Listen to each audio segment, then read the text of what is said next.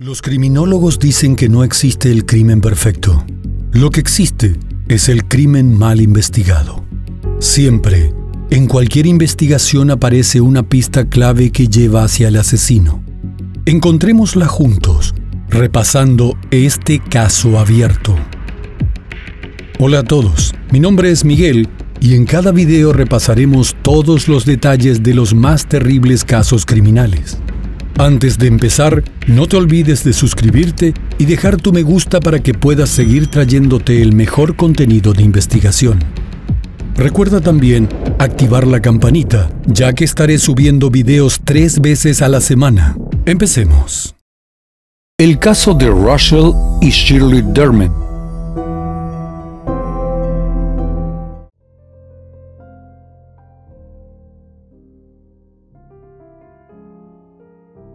Russell Joseph Derman nació en Hackensack, Nueva Jersey, en 1925, en el hogar de sus padres Margaret Tedesco Derman y Russell Charles Derman.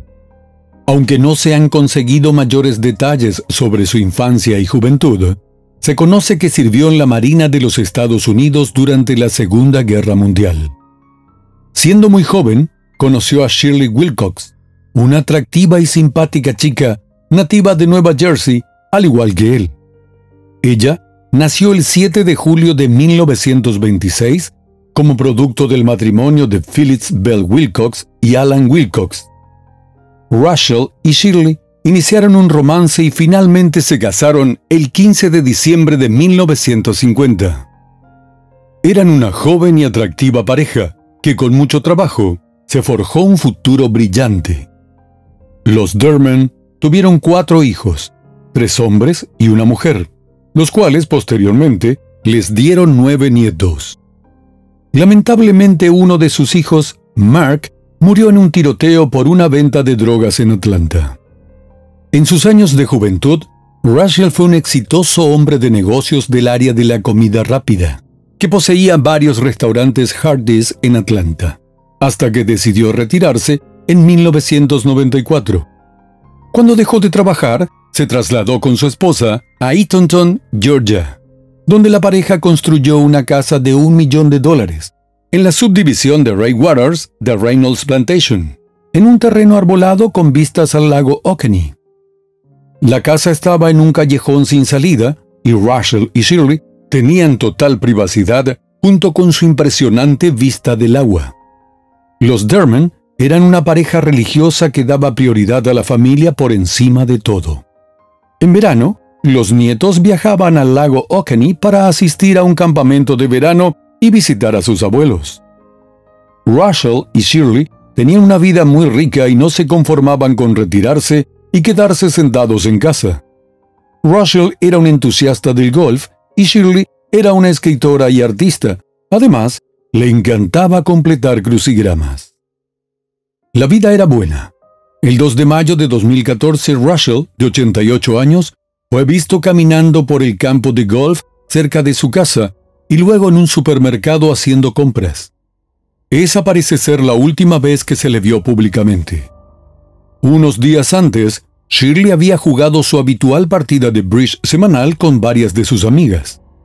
Luego, no tuvo más actividad social. El 3 de mayo, la pareja, que previamente había aceptado una invitación de sus vecinos para asistir a una fiesta del Derby de Kentucky, no asistió al evento. No era propio de ellos no participar, y menos aún decir que estarían en algún sitio y no presentarse. El 6 de mayo de 2014, después de llamar a la pareja durante 2 días y no obtener respuesta, los amigos que organizaron la reunión del Derby llegaron a la casa de los Derman. Era una hermosa vivienda de 4 dormitorios y bien equipada. Los amigos encontraron la puerta trasera de la casa sin cerrar y se sorprendieron. Empezaron a llamar a los Derman por sus nombres, pero nadie respondió. Dieron un vistazo dentro de la vivienda, donde aparentemente nada estaba fuera de lugar. Siguieron hacia el garaje y allí el panorama era totalmente diferente. Detrás del todoterreno Lexus de la pareja y de su Lincoln Town Car estaba el cuerpo de Russell. Desesperados, llamaron al servicio de emergencias reportando el terrible hallazgo. Al sheriff Howard Sells solo le dijeron que había varias personas muertas en el domicilio de los Derman, y estaba completamente extrañado. En sus años de experiencia, nunca había ocurrido un asesinato dentro de Great Waters. Era el tipo de lugar en el que todo el mundo conocía a sus vecinos, y los residentes se percataban, sin duda alguna, de la presencia de un extraño. De hecho, ese trato amistoso y cercano entre vecinos fue el que hizo que se descubriera el homicidio. En virtud de que Russell y Shirley tenían unas rutinas bastante conocidas y aprovechaban las actividades disponibles en Great Waters, su ausencia no pasó desapercibida para sus amigos. A su llegada a la vivienda, Sells y los agentes de policía recorrieron la casa de 4 dormitorios y 5 baños. Al comprobar que no había ningún criminal allí, comenzó oficialmente la investigación. La casa estaba inmaculada. No había nada fuera de lugar. Las únicas cosas que estaban incompletas parecían ser la cama sin hacer de los Derman y uno de los crucigramas de Shirley a medio llenar en la mesa de la cocina. Pero en el garage también encontraron algo incompleto y mucho más escalofriante. Al cuerpo de Russell le faltaba la cabeza. Otro elemento muy llamativo para los investigadores era que no había señales de lucha. Según detalló Sells, quienquiera que haya matado a Russell había colocado toallas alrededor del charco de sangre que rodeaba su cuerpo para evitar que se filtrara por debajo de la puerta del garaje y llegara hasta la calle. A los ojos del sheriff, el asesino quiso asegurarse de que el crimen pasara desapercibido el mayor tiempo posible. Además, la persona que decapitó a Russell sabía lo que hacía. Se tomó su tiempo y realizó un corte muy limpio. Las pruebas realizadas revelaron la presencia de residuos de pólvora en la camisa de Russell, por lo que se asumió que la causa de su muerte fue un disparo en la cabeza. Los investigadores teorizaron que la cabeza de Russell había sido tomada para evitar que la policía rastreara la bala. Tras revisar toda la vivienda y sus alrededores, las fuerzas del orden descubrieron que Shirley, de 87 años, había desaparecido. Los agentes creyeron que pudo haber sido secuestrada y estaban muy preocupados por su seguridad. La foto de Shirley se difundió inmediatamente en los medios de comunicación y se imprimieron carteles con su rostro, que fueron pegados en todo el estado. Se rogaba a quien tuviera información que se presentara ante las autoridades. El FBI se involucró, así como otras agencias de la ley. Los perros rastreadores buscaron el olor de Shirley. Se dragó el área que rodeaba el muelle de los Derman. Se llevó el equipo más sofisticado para buscar en el lago Oconee, que tiene una profundidad de 60 pies, unos 18 metros aproximadamente. Pero, a pesar de los esfuerzos de los investigadores, no había rastro de Shirley. Pasaron 10 días antes de que se conociera su terrible destino. 2 pescadores encontraron el cuerpo de Shirley, flotando boca abajo en el lago, a 9 kilómetros de su casa. Sus tobillos habían sido crudamente atados a bloques de cemento de 9 kilos. El cuerpo en descomposición estaba hinchado, lo que hacía que flotara en la superficie. Este detalle, según los investigadores, significaba que el crimen no fue cometido por un profesional, ya que un asesino experimentado sabría que los bloques no funcionarían. La autopsia reveló que la mujer murió como consecuencia de un traumatismo por objeto contundente en la cabeza, tras haber sido golpeada 2 o 3 veces. La vileza de los asesinatos, unida a la vistosidad de la casa de los Derman, que no pasaba desapercibida, llevó a los investigadores a creer que, tal vez, la pareja no había sido asesinada en la casa. Además, pese a que Sells dijo repetidamente a sus agentes que buscaran huellas dactilares en la casa y usaran luminol para encontrar sangre que hubiera sido limpiada, no encontraron evidencias de ese tipo en ningún lugar de la vivienda. Sin contar con las pruebas necesarias, el motivo de tan brutal crimen era un misterio. El móvil del robo quedó sin sustento por falta de pruebas. Una de las posibilidades manejadas por el sheriff Sells fue que más de una persona estuvo involucrada en los asesinatos y que Russell y Shirley probablemente conocían a sus asesinos. Por lo que se dio a conocer, los Derman no tenían ningún enemigo en el mundo. Eran una pareja tranquila y bastante mayor cuando murieron. Así que, con pocas pistas, los investigadores se fijaron primero en los hijos supervivientes de los Derman, Kit, Bradley y Leslie. Sin embargo, los descendientes de los esposos Derman no hicieron más que cooperar. Cada uno de ellos se sometió voluntariamente a la prueba del polígrafo y la pasaron con éxito. Además, el sheriff Searles verificó las coartadas de Kit, Bradley y Leslie. Ninguno de los tres estaba cerca de la casa de sus padres en el momento de los asesinatos. Los investigadores esperaban obtener información de las cámaras de vigilancia colocadas en la entrada de Grey Waters, pero una tormenta eléctrica las había dejado fuera de servicio antes de los asesinatos. Aunque el motivo no estaba claro, para los oficiales parecía cada vez más probable que quien mató a Russell y a Shirley utilizó un bote para llegar al muelle privado de la pareja. Habían vendido su barco unos años antes, pero el muelle permanecía operativo. Era la explicación más lógica de cómo alguien pudo acceder a su propiedad sin ser detectado. Las diferentes teorías que se dieron a conocer especulaban que el crimen contra los Derman pudo estar vinculado a una matanza por emoción. Esa idea mantuvo insomnes a los residentes de Grey Waters. De hecho, en los días subsiguientes a los homicidios, el alguacil Sells llegó a decir que todos los lugareños estaban bajo sospecha, a excepción de él mismo.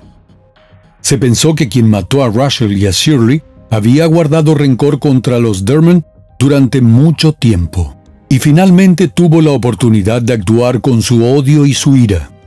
El detalle es que nunca se supo que la pareja tuviera enemigos, ni del pasado ni del presente. Algunos se preguntaron si la participación de Mark en las drogas jugó un papel en la muerte de sus padres. Pero Mark era simplemente un consumidor de drogas. Sells y sus colegas no creen que esta tragedia pasada en la vida de Russell y Shirley tuviera nada que ver con su asesinato. Además, el asesino de Mark sigue entre rejas. Todos los que conocían a Russell decían que era un tipo honrado, no alguien que burlara la ley o defraudara a los demás. Nadie podía pensar en alguna deuda impagada que pudiera tener, o en algún negocio turbio en el pasado. Otra teoría, de la que Sells ha dicho que no tiene mucho asidero en la realidad, era que Russell tenía tratos con la mafia cuando los Dermont aún vivían en Atlanta. Y por la razón que sea, la mafia dio un golpe a la pareja. Tal vez solo atacaron a Russell y Shirley fue considerada un daño colateral. Esta teoría se basó en el hecho de que Russell fue decapitado y su cabeza nunca se encontró. A veces, las víctimas de la mafia son decapitadas como prueba de la muerte, para demostrar a alguien que la acción sucia ha sido realizada. Sin embargo, el sheriff Sells ha insistido en que no hay nada que pruebe esa hipótesis, aunque tampoco hay nada que diga que no ocurrió así. Eventualmente el caso se enfrió, hasta que, en 2015, un testigo informó a la policía que había visto a un hombre en el jardín de los Dermont, alrededor de la hora de los asesinatos. El hombre se convirtió en una persona de interés en el caso porque algunas de sus respuestas a las preguntas de los investigadores eran inconsistentes, pero hasta ahora no ha salido nada más de esa pista. Ese mismo año, en septiembre, la policía detuvo a un hombre llamado Ryan Oliver Glenn, que llevaba un gran cuchillo después de pasearse por Great Waters, pinchando los neumáticos de casi 2 docenas de autos en medio de la noche. Glenn, de 34 años, había estado viviendo con su padre en el barrio. Cuando los ayudantes del sheriff llegaron al lugar, Glenn arrojó el cuchillo, que tenía una hoja de 25 centímetros, y tuvo que ser abordado por un ayudante del sheriff en un campo de golf. Antes de ese arresto, Glenn había cumplido condena 2 veces, desde 2011, por agresión y asalto agravado, entre otros delitos. El hombre fue acusado de múltiples cargos de daños criminales, amenazas terroristas y obstrucción. Sills dijo en su momento que se investigarían los antecedentes de Glenn, pero dudaba que el hombre estuviera relacionado de alguna manera con los asesinatos de los esposos Dermon. Sin embargo, es importante señalar que Glenn no estaba en prisión en el momento que Russell y Shirley fueron asesinados. No se ha dicho nada más sobre Glenn desde la detención, por lo que parece que los investigadores no pudieron relacionarlo con los asesinatos. Pero esto ha hecho que algunos medios y la opinión pública se pregunten si tal vez los crímenes fueron al azar, llevados a cabo por un psicópata, sin ningún motivo real para atacar. En mayo de 2022, el alguacil Sills dijo que su oficina recibió nuevos datos, algunos de ellos de teléfonos móviles, e informó que se puso en contacto con el FBI para que le ayude a examinar esas pruebas. Su esperanza es que el nuevo análisis pueda abrir la puerta a la identificación de los responsables y resolver finalmente estos horribles asesinatos. Sills emitió un comunicado diciendo que los investigadores están utilizando nuevas tecnologías para analizar los teléfonos, que no existían en el 2014, en el momento que se cometió el crimen contra los Dermon. Sin embargo, aclaró que lo que más necesitan es que alguien los llame y les diga quién fue el responsable de la salvajada cometida contra la pareja. En sus más recientes declaraciones, el sheriff también ofreció detalles de algunas pistas que siguió en los años pasados y que no fueron divulgadas en su momento. Un dato que llamó su atención fue el de una pista que involucraba a un desarrollador de bienes raíces convertido en asesino en serie. Ese hombre era Todd Kohlhepp, quien confesó que entre 2003 y 2016 mató a 7 personas en Carolina del Sur. Se declaró culpable en la corte de 7 cargos de asesinato, 2 cargos de secuestro y un cargo de agresión sexual criminal. Fue sentenciado a cumplir 7 cadenas perpetuas consecutivas. Sills detalló que no puede decir que Todd nunca visitó su jurisdicción o que no estuvo en la noche en que mataron a los Dermon, pero hablando con los agentes de la ley en Carolina del Sur, no encontró nada que pudiera vincularlo con esta área en el momento de las muertes. El alguacil dijo que, dentro de la primera semana de recibir el aviso ciudadano sobre la posibilidad de que Todd estuviera involucrado en los asesinatos, revisó la información de los teléfonos celulares y no halló nada coincidente. Otra pista que no funcionó involucró un caso en el área de Galveston, Texas, donde un hombre mató a su víctima y luego lo decapitó, como ocurrió con Russell. En el caso de Texas, las autoridades tampoco encontraron nunca la cabeza de la víctima. Sills, al enterarse de ese hecho, llamó de inmediato a la oficina del alguacil para compartir información. Poco después, el sospechoso en ese caso fue finalmente atrapado en los alrededores de Denver, Colorado. Nuevamente, no hubo conexión con el caso del asesinato de los esposos Russell y Shirley en Georgia. El hombre asesinado en Texas era mucho más joven, tenía un empleo que pagaba poco y su casa quedaba a 144 kilómetros de su trabajo, por lo cual literalmente vivía en su camioneta. Una noche estaba durmiendo junto a una rampa para botes, debajo de un puente, donde fue asesinado y decapitado. Sills dijo que en 2020 descartó cualquier conexión con ese caso y el de los Dermon. En otro momento, Sills voló hasta Miami, Florida, en busca de una pista en el caso del asesinato de Russell y Shirley, pero como tantas otras pistas potenciales, la de allí también se esfumó. El alguacil Sills explicó que, cuando recibe una pista sobre un individuo, busca si esa persona ha sido arrestada alguna vez y, de ser así, por qué cargos lo arrestaron. Agregó que ese tipo de detalles pueden ser útiles de vez en cuando y a veces no sirven para nada, pero consideró que siempre es preferible que todo quede registrado. Por eso ideó un formulario especial para el caso Dermon, donde los despachadores agregan cualquier detalle, por mínimo que sea, que reciban durante alguna llamada. El sheriff se entera inmediatamente de cualquier pista de este tipo y actúa para verificarla o descartarla. Explicó que la tecnología que usa el FBI ha sido fundamental y puso como ejemplo un caso hipotético en el cual se entera del arresto de alguien llamado Joe Blow en Tifton. Indaga acerca del número de celular que tenía Joe en el momento del homicidio de los Dermon y suma ese dato al programa VCAP, Violent Criminal Apprehension Program, del Buró Federal de Investigaciones. Fue diseñado para rastrear y correlacionar información sobre delitos violentos, especialmente asesinatos sin un móvil aparente, secuestros o delitos de índole sexual. Cuando se ponen los detalles de un caso en el programa VCAP, luego cualquier agente de la ley puede llamar al FBI y decir que tienen, por ejemplo, un decapitado, ante lo cual el programa mostrará los casos con similitudes y verificará si el sospechoso estuvo en la zona para el día del crimen.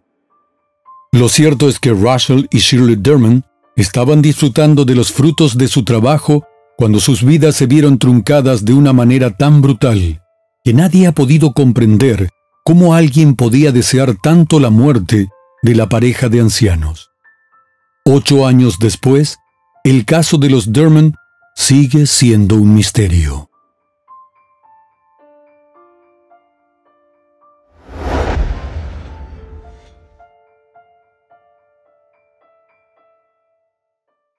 Y bueno, hasta aquí el caso de hoy. Como siempre agradezco tu apoyo a mi trabajo. Si te suscribes, das un me gusta y compartes este video, me ayudarás a seguir creando contenido. Hasta pronto.